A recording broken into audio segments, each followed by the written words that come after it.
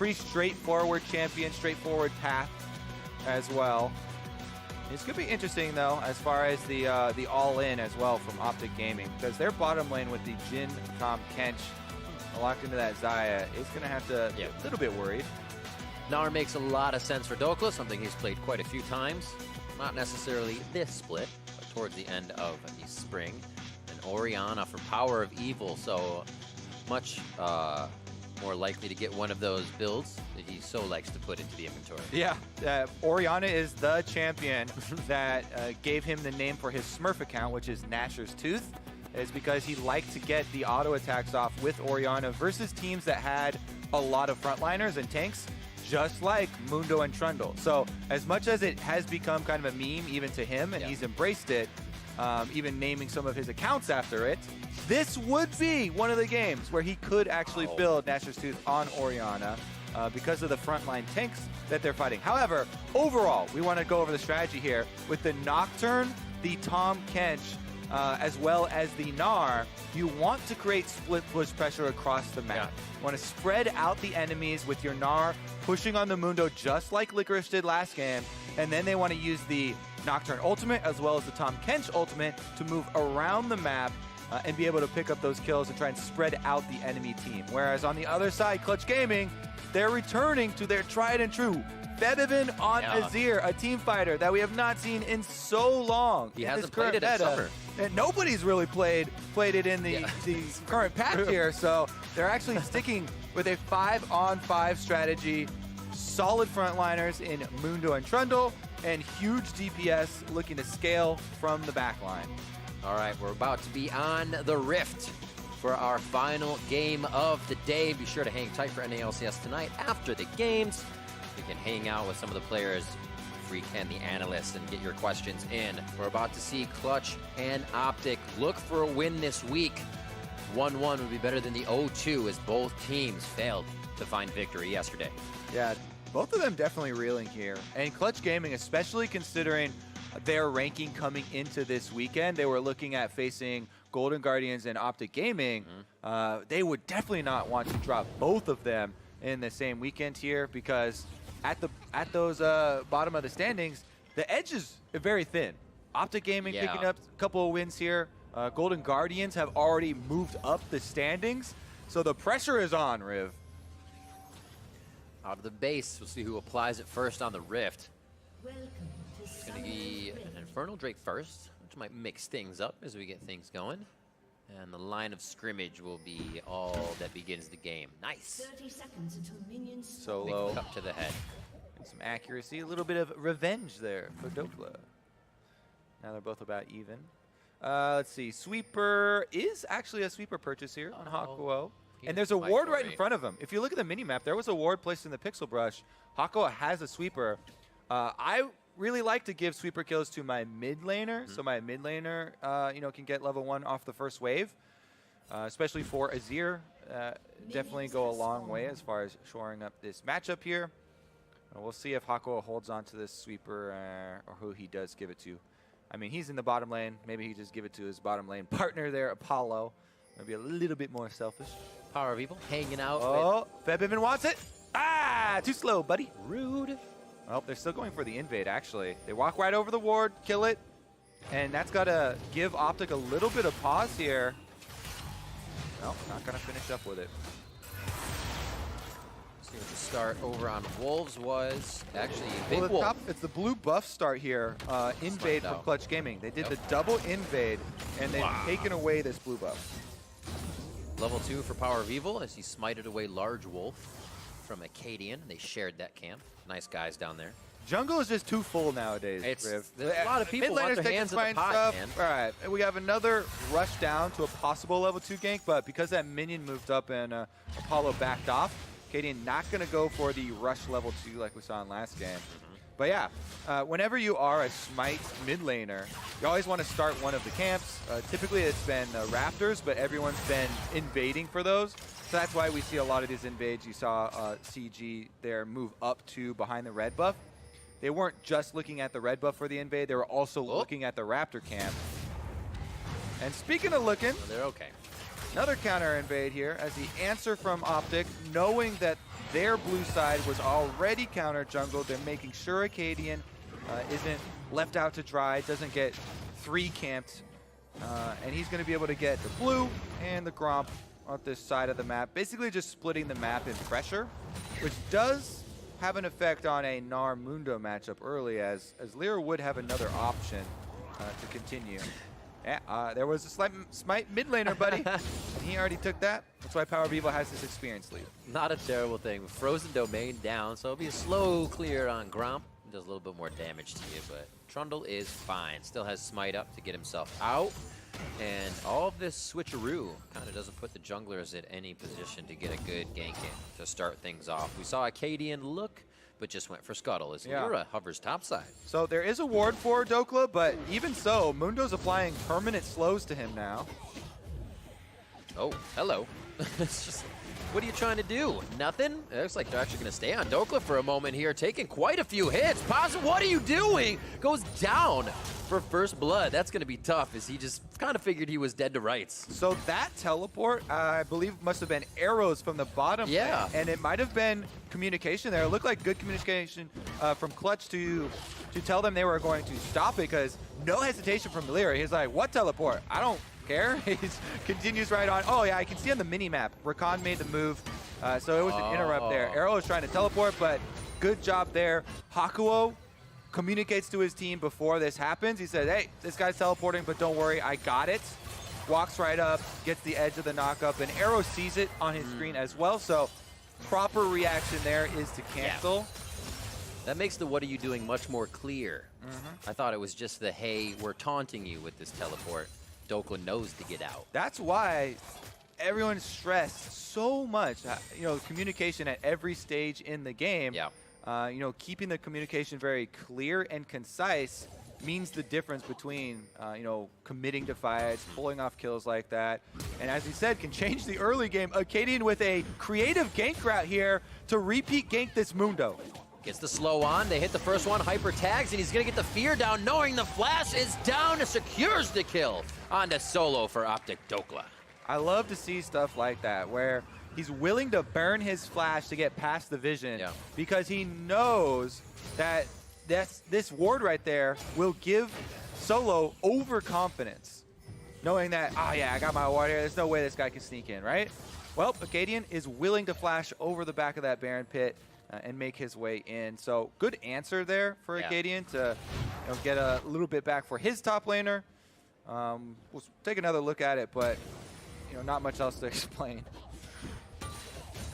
Flashes over the back. Once you know, there's no flash. Yeah, there's no flash on the Mundo, so we know how that one plays out. Meanwhile, Scuttle Crab did go over to Lyra during that replay. You can see on the map, it was down there. And then, since this teleport was not used from Apollo to try and affect the top side, he's able to get back out to the lane phase here and keep up with this little CS advantage he's got. Good Arrow respecting that damage. Oh, maybe. Gets a little attack speed, or sorry, movement speed off that last attack, and saves his hide. Bone plating on for Solo as they keep trading, 46 to 41. Yep, trying to move this one back up, and it's pretty good that they were able to get some money back in the hands of Gnar. They actually have not only Nocturne going for a bush gank, by the way, this is one of the most effective ganks for top lane side. Because top laners don't have access to a lot of wards, you just run up through those brush, move up with your laner. And that was actually maybe because they thought there was going to be some action from Lyra up there.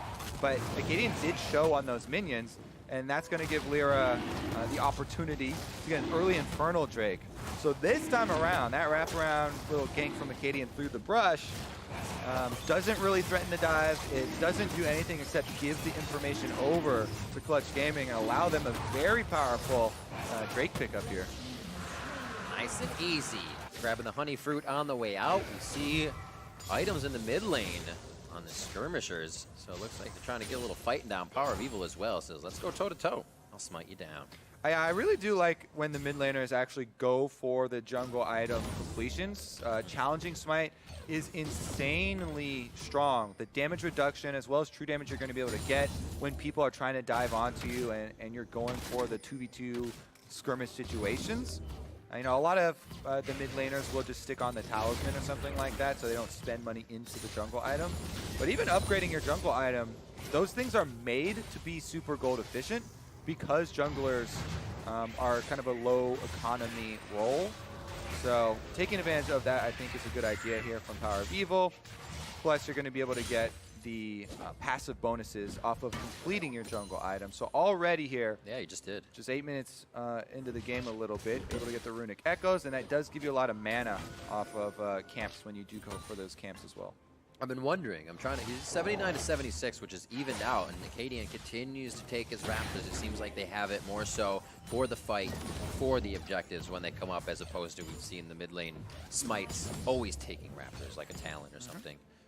Top side of the map, love here from Acadian as they get the only living scuttle at this point. A little pressure on Dokla means everything is safe. We should also touch on, obviously, if you upgrade your smite early and you're in a situation where your jungler is a Nocturne. No, Nocturne wants to clear these camps very quickly so he can you know, get his ultimate, ranks up, and get the cooldown there. It allows you to use your smite because if you don't have a lot of opportunities to go for scuttle crabs or invades and your jungler is taking all your camps, then that could be a useless summoner. But by upgrading it, it'll make use of that slot and dissuade some melee champions from trying to jump on him. Pretty quiet on the home front. Start things off as we come up on 10 minutes. Just that 1-for-1 so far. Top laners getting a little bit of that action with the assist to both junglers. We'd wonder if that's where it would start. It seems like that's where the action has stayed. Now they're starting to give a little bit of love around the map. That Infernal Drake from Clutch Gaming. Maybe put that to use in a fight soon. A couple of control wards here cleared out for them while they have the presence of their jungler. That's actually a very efficient vision little journey for Lyra. Just by passing bottom lane, it allows them to clear out all of that OpTic Gaming vision, and they're completely dark on the bottom side now. And that is just at the timing of the level 6s for bottom lane, which were threatening kills. So a lot of pressure down there. And meanwhile, ooh, the ball delivery. Emperor's Divide is on the other side as Acadian throws down the shield. Just a few more shots. He'll pick up that one on Febivin with the help of Power of Evil. now that one is one we can take another look at. That was so good. Acadian also flashes there to get the knockback or the draw in from the shockwave. Nicely placed. And they combo so well. Power of Evil and Acadian, that's something where it's people talk about communication, but that's not technically communicating, right? You practice the combo so they know what you're looking for. You don't have to say, hey, jump flash behind this guy so we can get the shockwave pullback. It's basically just saying, my ult's up, let's kill this guy. And they know the strat they're going for. So on a ward, Febivin here, he's sitting. We have a shield come up from Acadian, as well as he flashes over there. They make sure they get the kill. And double flashes, actually, didn't quite see Power of Evil during the regular play. He flashed in too to make sure he got another auto and secured that kill. But they wanted to make sure that there were no outs for Febivin. Rift Herald for Acadian now. In that scuffle. Looks like he comes out for the better as the team is able to now create pressure all over the map. 11 minutes in, and we'll have to see Solo. A few hits on the top is on that mini-map, pushed under his turret, is just not having fun. Dokla's still taking some heated up tower shots. Could even this out once Solo uses his ultimate with this wave coming in, but still doesn't want to fight it out. With Dokla going Meganar, it could just flip things right back around, and then they're even. So they're saving those ults for possible team fights. And speaking of ults, that Nocturne ult almost back up again for Acadian. So quick. He had the warrior there, so there was some cooldown reduction on it. And as we saw in the replay, you know, he didn't actually have to flash the Azir wall. He spell shielded. He went through there with his ultimate, which was very nicely done. So that means that he still has to flash as well for ultimate number 2, a possibility they could try and punish Febivin.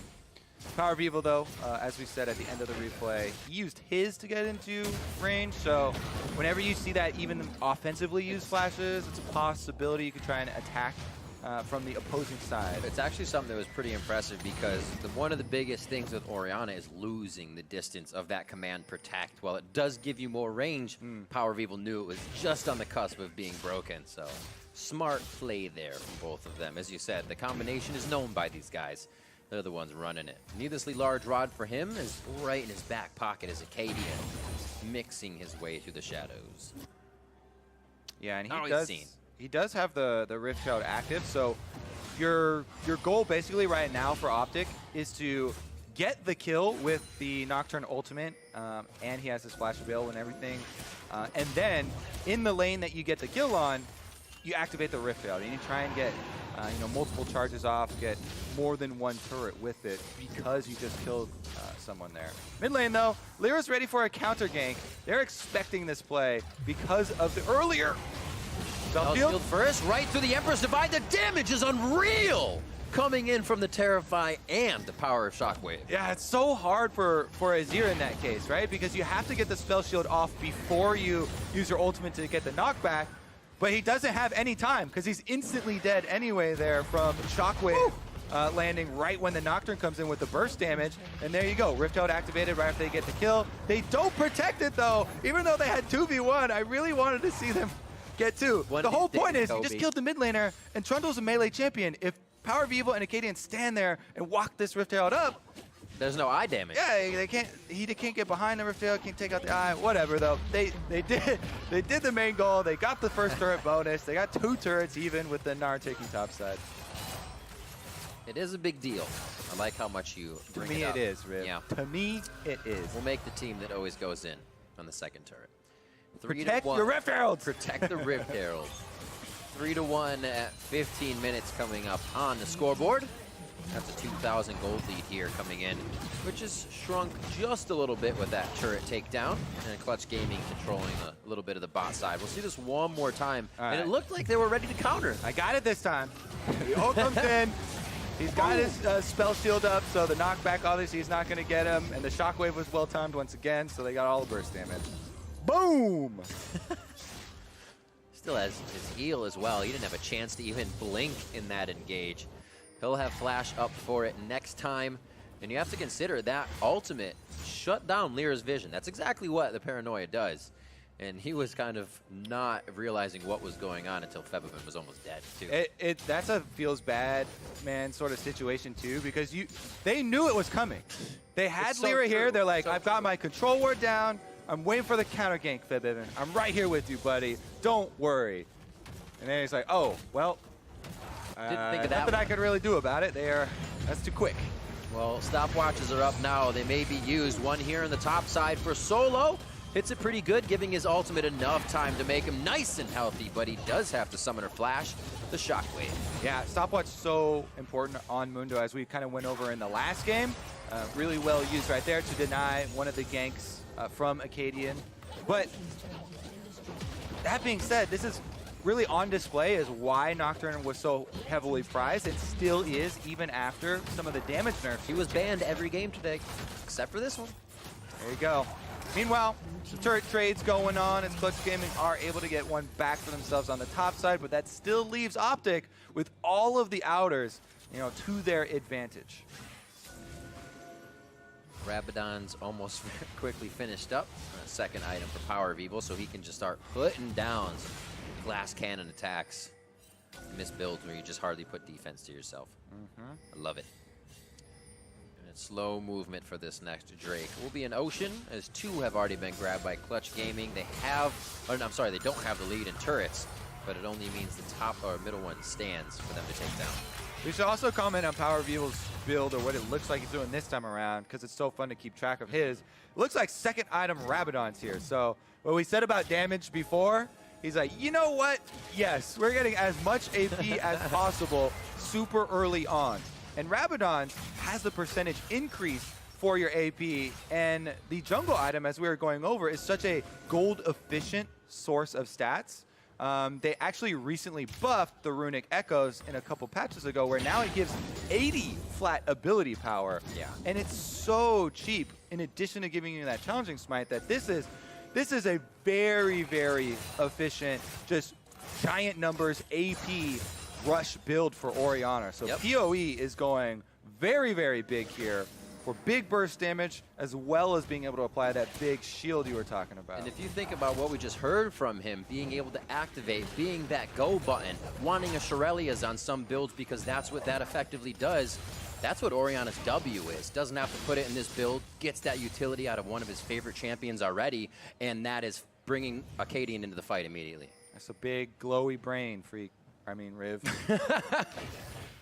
Freak's the one who always does those jokes, so that's why he snuck into my head. It's okay. No!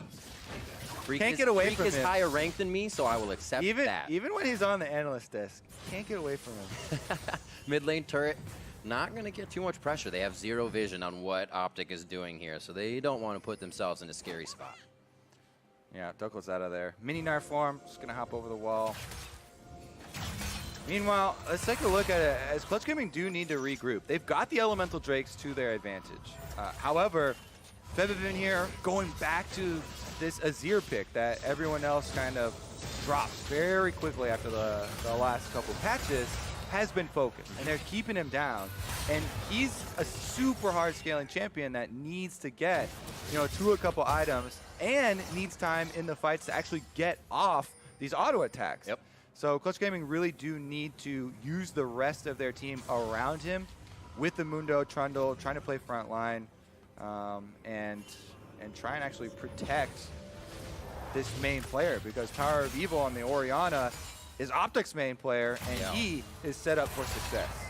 His go button is getting pretty big. He's going to be able to hit that for everyone. He might. Almost triggers it there, but the team is right behind him. Acadian is literally unleashed the Power of Evil at this point in the buddy system. He's that third summoner spell. Yeah. Nocturne basically. now! Summon Nocturne. Very effective right now against Clutch Gaming.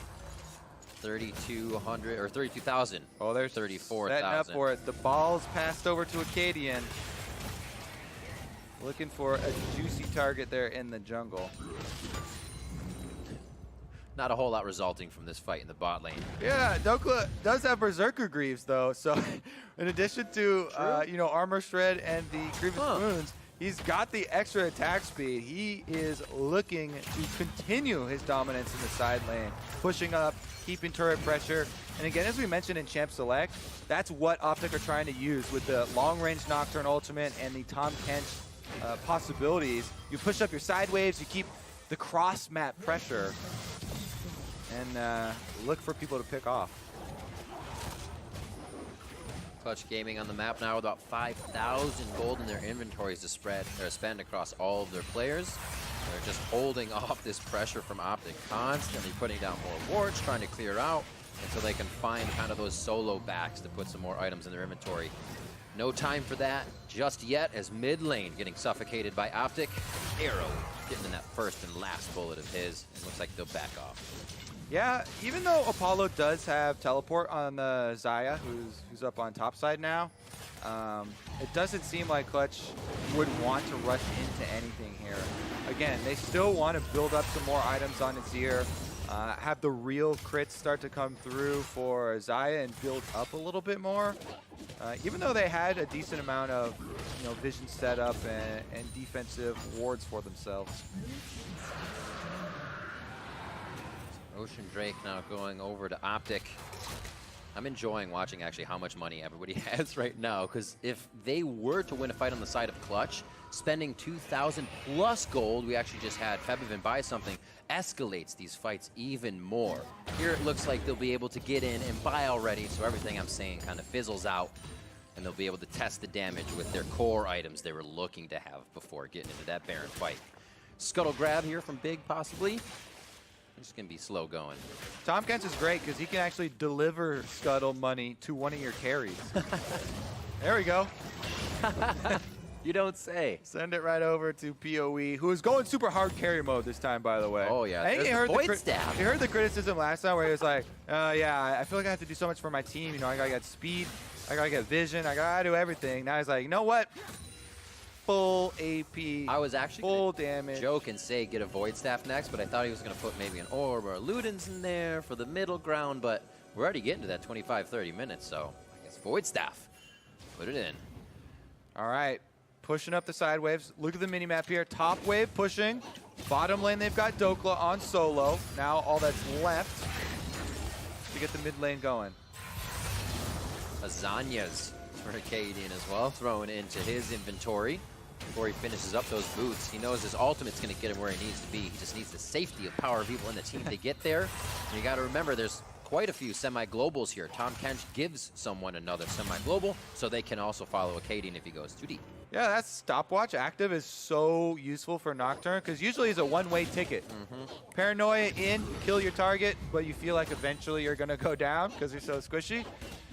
Everything about him is a nightmare. We'll buy you some time. All right, here we go, though. Top wave is still building up there, and OpTic, they've got the next 30 seconds to work with, where there's a huge top wave pull on Clutch Gaming, and this is the opportunity they need to take advantage of. Not let them just clear out this minion wave for free, because, man, it's going fast. Whoa, Febvin giving himself up there as he soldier a rise in mid lane. Is it enough? Deadly Flourish misses, and Acadian didn't have the spell fingers in on ready there for that moment. Oh, fumble fingers. Very fumbly. Thought he was going to receive a bit more damage. Gets himself out of this situation. Now flash, alt, and stopwatch down, which he cannot rebuy. That was the first time where he didn't spell shield the ultimate really well. Finger and then he also, gonna lose out on a lot of cooldowns here. All right, Clutch Gaming, though, they're so happy with the way that the last 45 seconds went. They got the top wave for free. Yeah. Febvin was able to live through a Nocturne and get his flash, his ult, and the stopwatch active down. Gonna pick up some kills now. They can buff those KDAs and their pockets with a few more core items. Solo window shopping gets himself caught up quick by a clockwork windup from Power of Evil. They just get themselves to safety. Wards down as Power of Evil encroaches in a little bit more. He's not gonna let Solo back, so a little bit of wave prep will also put pressure onto Clutch Gaming here as they just started to get a few steps out of that troublesome position. Well, looks like we'll have a reset here. I'm going to go back real quick and look at this replay to make sure that he didn't use something this time to get off the spell shield, or if it was actually Gideon didn't use it. Okay, he actually just didn't use it. Interesting. Just thinking the follow-up kill, Terrify would be there, but Febvin quickly learning, assessing what's happening in these situations, and throws out the Emperor's Divide kind of before Acadian really got there.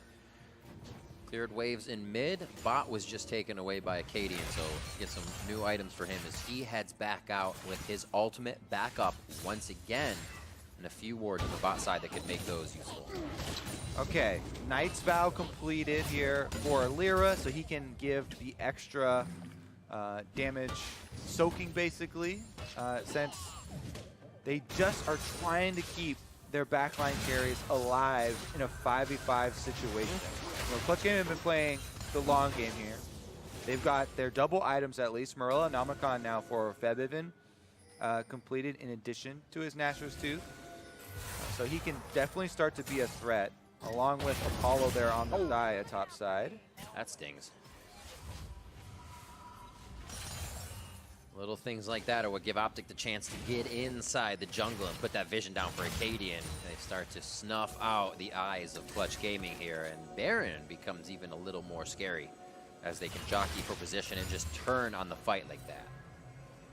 Lyra almost the front line. A nice trade here on the bottom, but this is that attack speed coming in. Dokla probably saying, I don't want to change. I don't want to be Mega.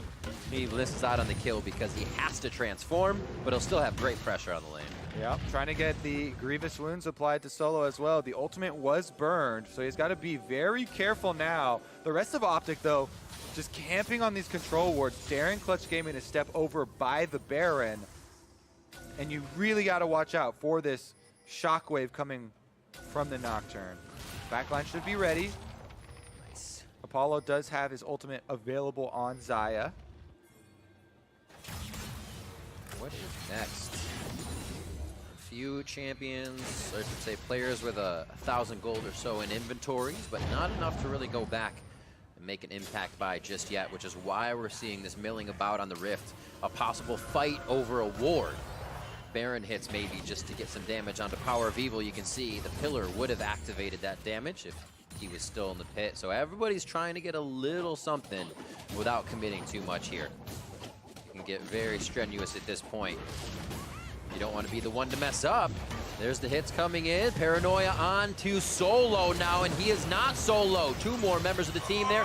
Deadly Flourish and no curtain call to follow up as they are just out of range. Down on the bot side for Dragon Objective. Yeah, they're not going to chase it through. It's interesting because a second Ocean Drake for now could give OpTic, you know, the 4-man squad that's hovering by the Baron.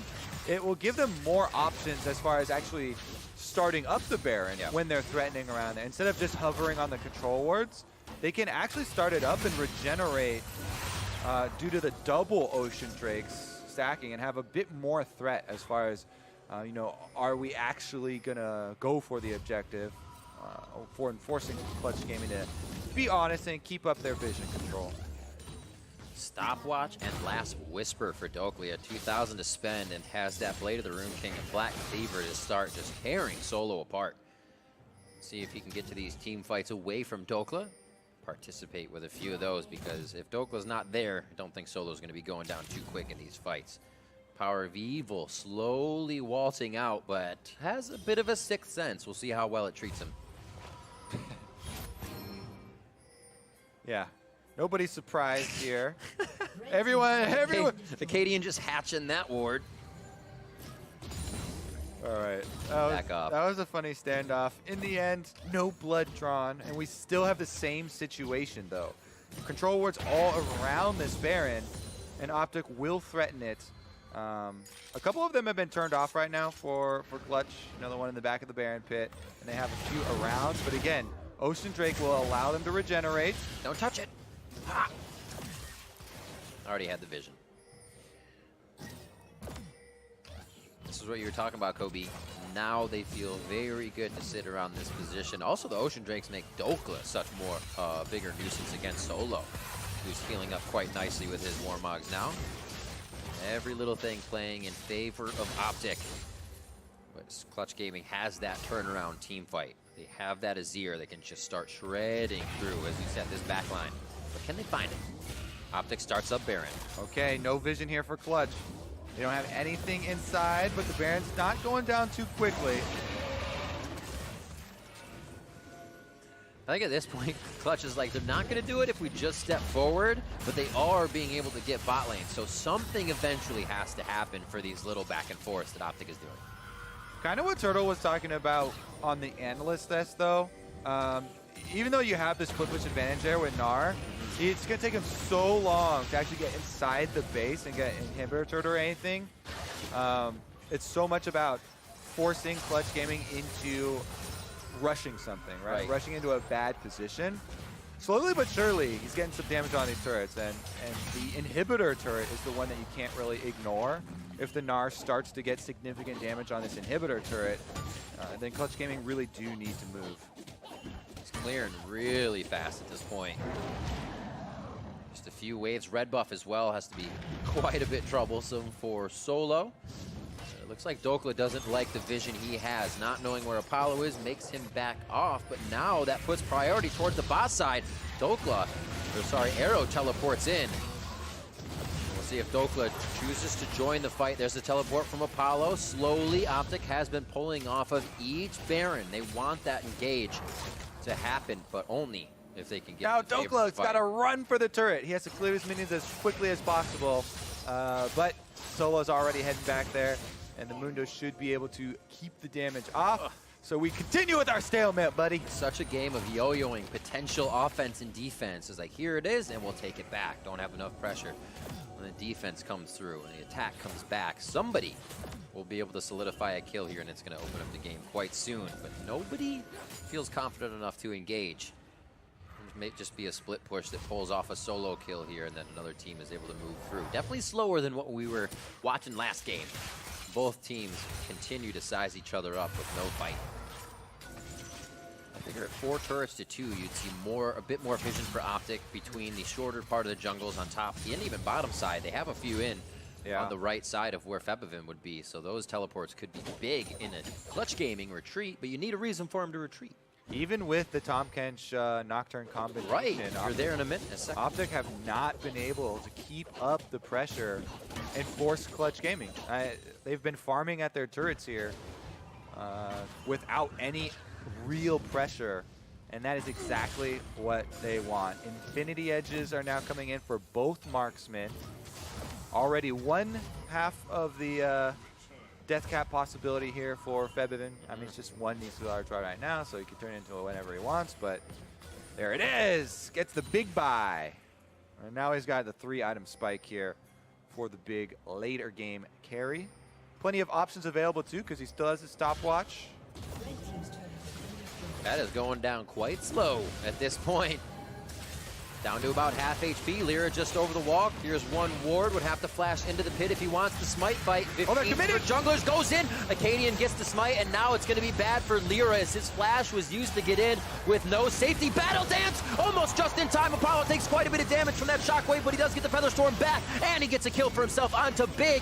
Finally, they activate the fight, and Clutch Gaming pull the trigger a little harder. Scattered call here, and it actually leaves Dokla pushing with a Baron buff on the bottom side. That inhibitor turret is toast. You gotta remember about the things on the outside of the map. While Clutch feels great about that, they lose the inhibitor turret and are quickly back to recoup a little of that pressure on the bot side of the map. Seemed like a little bit split decision making here from Clutch Gaming. I think they would have been in a good situation if they all had just run through a little bit earlier and forced the fight at Baron rather than going for the steal first. So they attempt to steal, their frontliner gets basically burned down to 0, then they fight it and they commit to the teleport and fight after the Baron's already dead. In the end, yeah, they clean up another kill, but like we were saying, on the bottom side, they did let Dokla inside of the base. This shows great reactive fighting by Clutch as well. Acadian smashing the ultimate right before Baron goes down, denying any vision, so Clutch had to quickly rethink that fight as soon as they saw the OpTic members. Now have a few Baron buffs to deal with at 2 minutes, but feel like they can flex a little bit and are going to take down mid in their favor.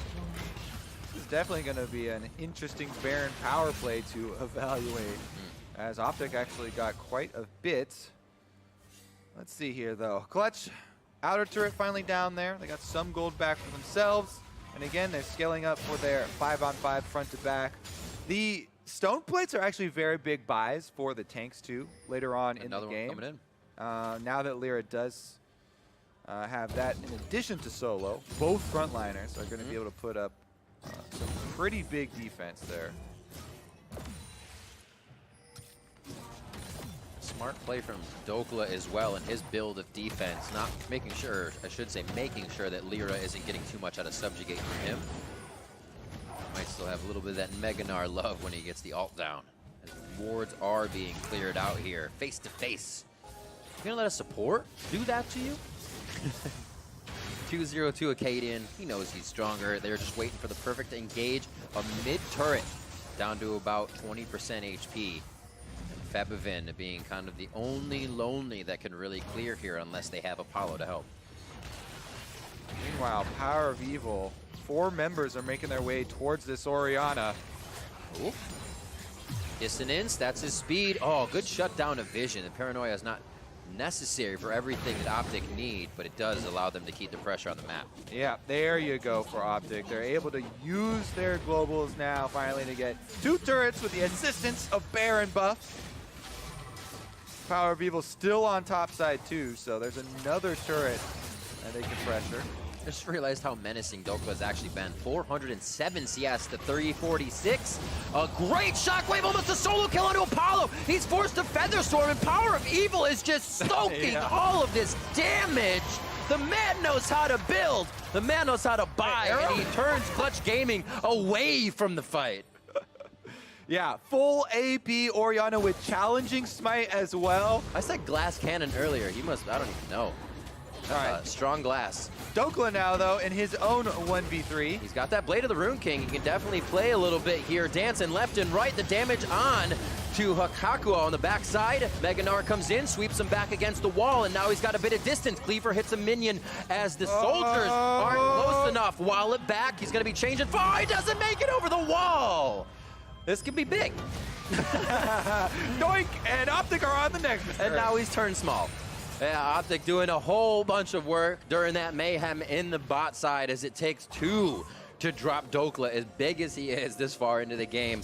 Now respawns from Lyra come in, but the base has been hit by OpTic Gaming, and Clutch is trying to repair. The Baron buff, the key that unlocks everything for OpTic, as they're finally able to get all 3 lanes pressure, use their globals to make sure they finish off these turrets and push down so much of the Clutch Gaming base. Now, both side inhibitors are down, and there's a straight road down mid. What is next? Stopwatch there for Febivin. Still hasn't had to use that in his plays, and a few others for Lyra on the team. So there are those plays they can get OpTic to go too hard for, and leaving them out to dry with those stopwatches. I don't know, Acadian's got enough money to say, hey, Elixir of Wrath, I got a little bit of extra gold to spend. And we'll start putting that towards more utility and strength. Yeah, they're thinking this game is going to end pretty soon, so buy your consumables. Look at Power of Evil 2. He's got the fully upgraded Mercurial Scimitar. I love it, dude. That's so awesome. More damage. He gets auto attacks in. He's the guy, the National Suthori. It's a big part of the champion too, especially with the magic damage stacking up on them. So we'll see if he does. You know, it's not the stats don't fully go to waste as far as attack damage. And he was able to, especially with challenging smite, fend off a lot of the melees as they're trying to charge him down. These Quicksilver Sashes are interesting for OpTic. You're kind of leaving nothing to chance. You find a little hard CC or you get like bumped around, but you're looking for kind of Featherstorm to lock you up, and then your Quicksilver sashed out. Everything else is pretty soft. Yeah, they're basically charm. They're basically saying, Hakuo, you're not getting anyone important. One hit.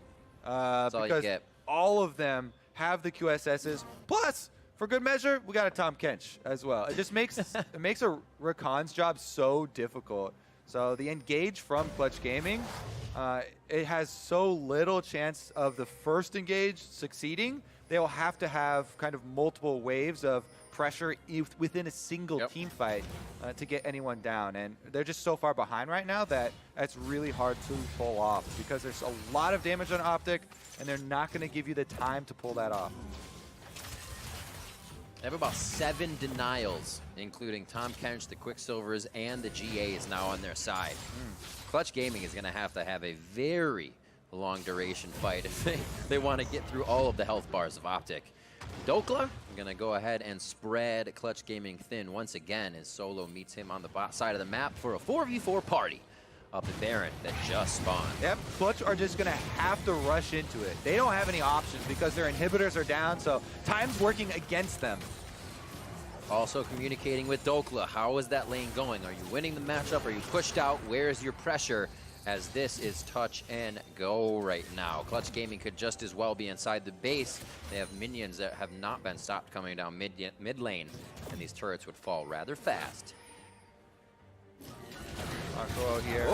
To worry about some Baron damage because that can stick if you stay in there for too long. OpTic's goal is, again, we said, just trying to delay Clutch Gaming and make them spread out. That's a lot of damage going on to him, but the shields continue to come through. Command protection be able to come out every so often for him, but not enough to keep him that healthy.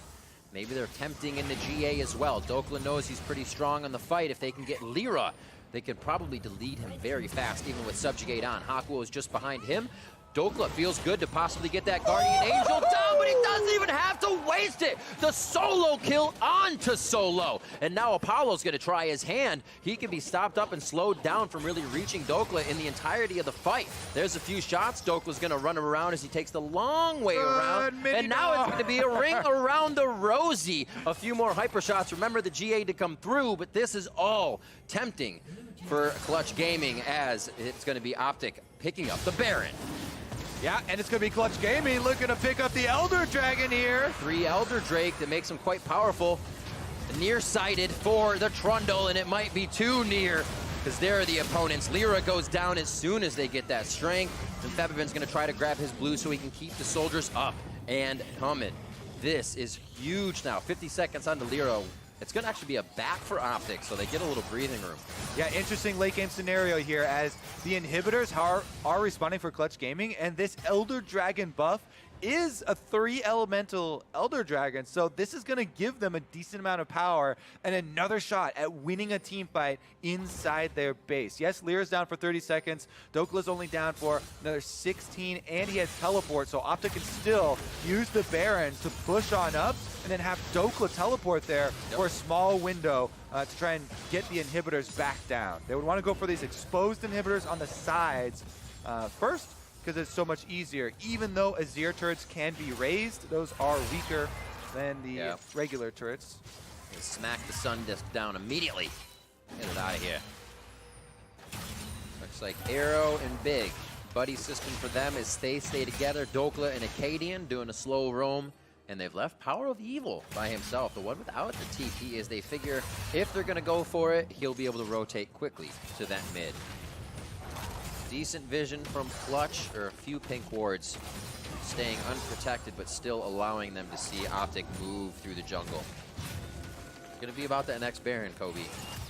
Still got a minute and a half left on this one. I don't think OpTic's going to be able to do too much with it. Ooh, yeah, they're trying to keep up the pressure, and even with Baron buff, they're so afraid of the Clutch Gaming squad moving around as 5 that they haven't quite been able to get inside the base. Here we go, though. Minion waves are moved up to the edge. Power of Evil, 1-3-1, split, set up with the Orion on top side. Dokla, though, they're making a move for split push Gnar. Ooh, that miss on the cleaver slows it down. I don't think too much reposition was gained here from OpTic. Same thing still happening, but Clutch Game has kind of had enough of what's been happening and them being split apart. Slowly trying to activate on the bot lane. One idea, but now OpTic knows they want that fight and will peel off even faster. What's next on the docket for Clutch Gaming? Or is it just going to be to have to accept the pressure until OpTic maybe makes a mistake? Half an inhibitor's worth of damage up there. OpTic still threatening the collapse here with Nocturne and Tahm Kench ultimates if Clutch Gaming overcommit to trying to answer one of these side waves. And the Baron buff is helping them get some damage, but only 30 seconds left on that Baron buff. I mean, they only got one more wave after this to work with. This Warmogs is keeping Solo healthy in the bot. Dokla can just get the health back from his Blade of the Rune King. Those two would be down there forever until they get a little bit of assistance. Even with Dokla building fully for this 1v1 with Mundo, not able to chunk him out long enough. Grievous Wounds does stick on his head, but you get out of combat, just move it back into the jungle or something, and Warmog's heals are right back up. Plus, he's got Grievous Wounds of his own to apply to Gnar through his Thorn Mail. So both of them, life regeneration and life steal, being cut down.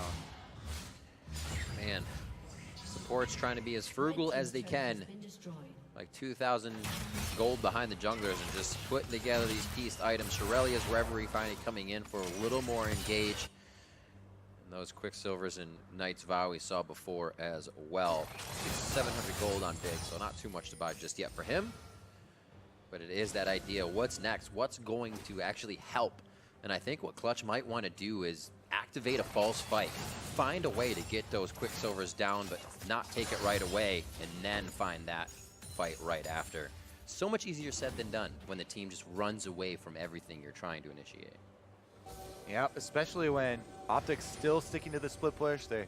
You don't have a moment's rest here where you're able to sit around and look for an engage. You either have to pull the trigger immediately or send Solo on over and answer that split. Topside 2, moving in! That's a big hit. They try to deny vision, but it's going to be close enough for everybody to see. Oh my god, the shots from Apollo are absolutely absurd, and the damage to follow through. Hakuo's in immediately, trying to charm them up with the quickness, but great separation from OpTic as the curtain call could be the follow-up. OpTic slowly moving in, but so is Dokla. He's in the base, and the inhibitor is down on the bot side of the map. He's going to make his way to the top side. He can either go for inhibitor number 2 do, try and get some damage, or run out. Flashes quickly from Emperor's Divide, and now he will try to divide himself from Clutch. They run furiously towards the top side and take him down. Apollo is spitting crits right now as he takes down that kill. Getting back to mid lane, his flash is down, but his ult is up to still be dangerous in the fights, and Clutch tries to stop the damage coming in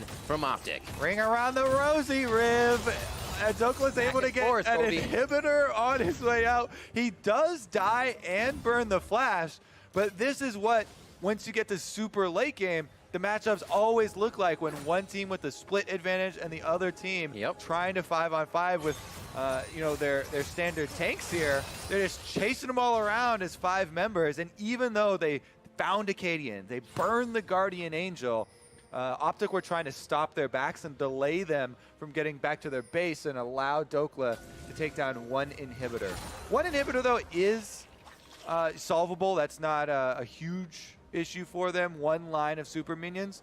It actually, though, is only one Nexus turret left as well. So if you don't attend to those super minions, they will destroy that Nexus turret by themselves, and then your Nexus. So OpTic's game plan still is about delaying. It's about keeping Clutch Gaming out on the map and away from the defense. Very interesting. So the Bloodthirster being sold for Arrow as he picks up the Static Shiv into his build as well. So trying to get a little bit more damage right off the bat here out of this. Yep, big crits. See what Apollo's bringing to the table. Amp his damage there, give him some more speed. Deadly Flourish connects. Arrow throwing one forward. Burning it down. That fucker is gone. So fast. That is going to be Baron for Lyra and the squad of Clutch Gaming. They want out immediately with the fast backs, but if anybody's caught, that's the double shockwave coming in. Power Reveal quickly cleanses himself as he flashes into a safe situation. And now Solo's in the back. A 3v1 for him as Power of Evil gets spit out. He's trying to hold him the longest with the gray health coming on. And now the pillar to stop Power of Evil. Arrow getting chased down relentlessly by Clutch Gaming. And they get the fight they wanted as Dokla's not there to assist. And now with the Baron empowered recalls, they can get back and defend. So Dokla doesn't get anything by himself. Now it's a 2v1. Bevin misses. Nice shots by him. Dokla making this one look like it could be in his favor as the base starts turning. It's a race. It's a race. On the other side, Dokla getting the super minions. There's going to be the Zanya to slow him down a little bit more as Acadian comes in, and Clutch Gaming is being just that on the Nexus. Clutch Gaming will take down OpTic.